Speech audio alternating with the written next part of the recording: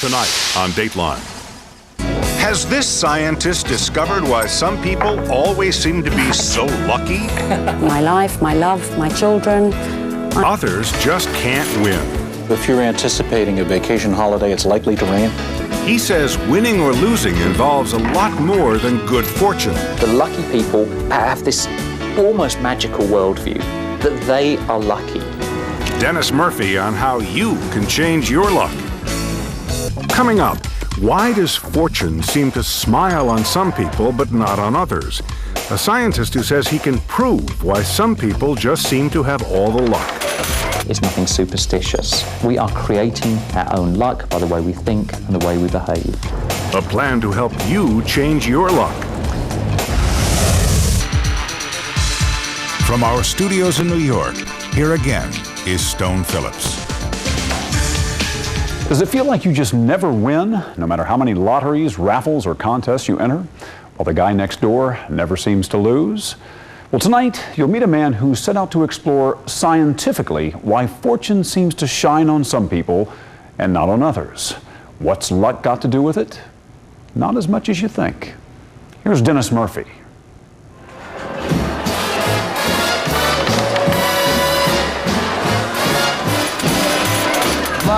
Be a lady tonight.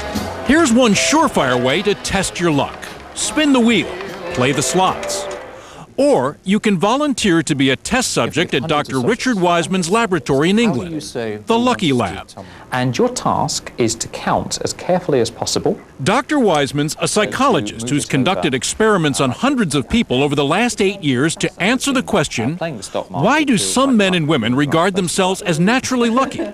And why do others think life will never cut them a break? The sorts of experiments that we came up with are really trying to get an insight into the way in which lucky people think and behave. There we go, red. With a deck of cards, a metal puzzle, and a newspaper, among other experiments, Dr. Wiseman believes he has unlocked the secrets of the lucky guys among us. Not in the casino, which is mathematical chance, but lucky in life. Meet the two test subjects we're sending to his Lucky Lab, the two Carolines. Happy birthday to you. This is Caroline O'Flaherty, married with two adoring children, celebrating her birthday with a cake and cards. And this is Caroline Kiriakou, also a wife and mother. Now, one of the two Carolines regards herself as blooming with good luck, always in four-leaf clover. And the other? Well, it wouldn't count as a vacation unless it rained every day. You get the idea. Now, which Caroline do you think is which? And how will the professor's simple tests reveal something as elusive as luck in life? There are 30 playing cards here, 15 of them red, 15 of them black. Here's Caroline O'Flaherty. Let's call her Caroline number 1. Dr. Wiseman has asked her to guess whether a card he's holding is red or black. The laws of probability tell us that someone can be expected to guess half right and half wrong. He asks Caroline how she thinks she'll do.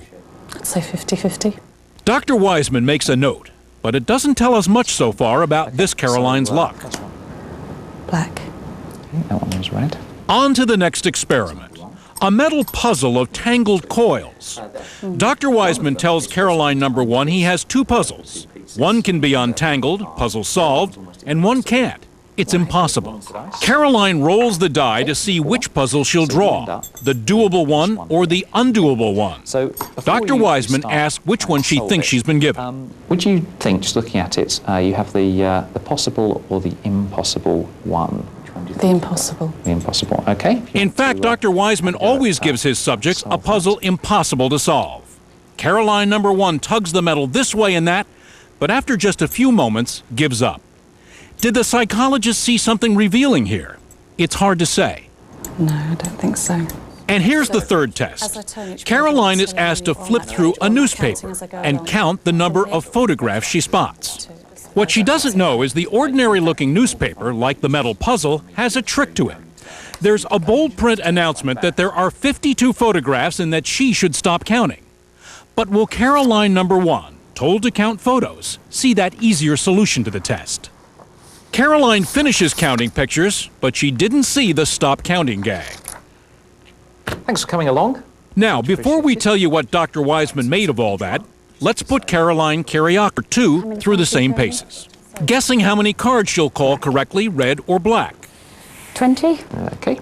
Then Caroline number 2 rolls for a metal puzzle and begins fussing with it, determined to solve a puzzle that's secretly rigged against her. Dr. Wiseman jots a note and moves on to the next test, the newspaper counting photos experiment. Unlike Caroline number 1, Caroline number 2 quickly spots the gag, the block of words telling her to stop counting. You spotted something?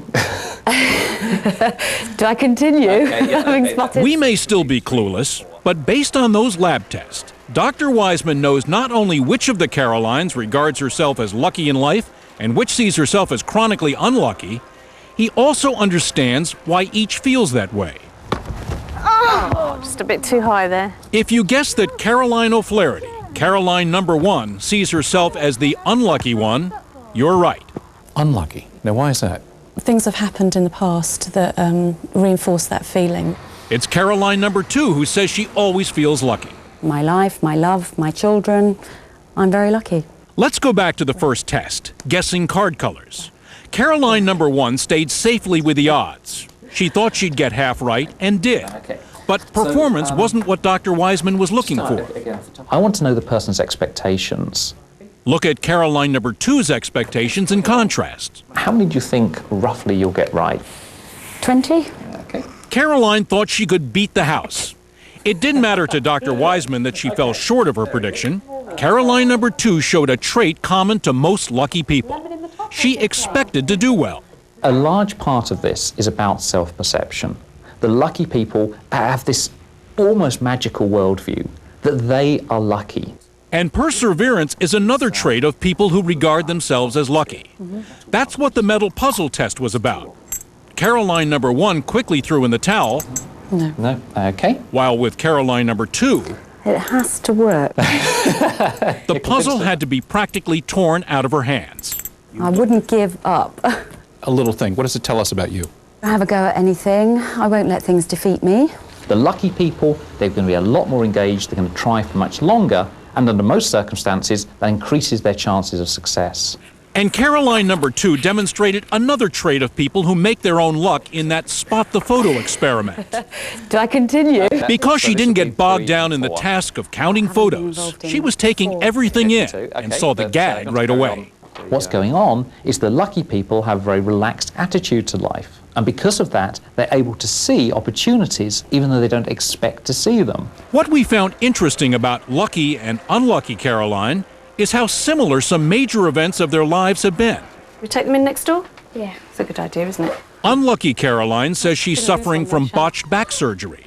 It caused her to lose her job and her home. It feels that everything I've tried to do so far, I've had an unlucky result.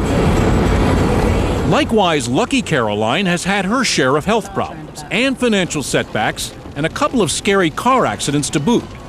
But listen to how she described a recent one. My tyre blew and I clipped a juggernaut but got the car safely without causing a huge pile-up on the motorway and many deaths. Caroline, I think 99 out of 100 people would say, what a run of lousy luck. I wouldn't say that at all, because I made it to the side. I'm going to describe a scenario. I want you to imagine it's happened to you. Something else revealing about upbeat, lucky Caroline. At the end of the test, Dr. Wiseman asked each subject how they'd feel if they fell downstairs and broke a leg. Terrible luck, right? Well, not to lucky Caroline.